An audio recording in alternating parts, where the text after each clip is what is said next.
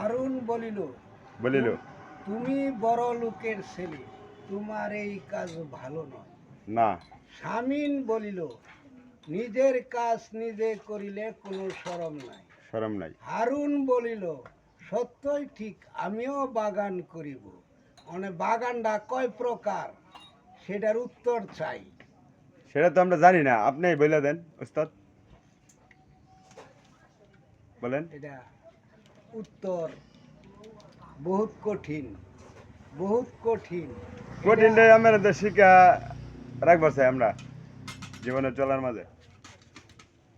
বাগানটা হইল 40 প্রকার। কোন প্রকারের কি এটা সবারই, শুধু আমি না, সবারই এটা জানা বুঝা জানার বুঝা দরকার। জ্ঞান খুব কঠিন কাজ।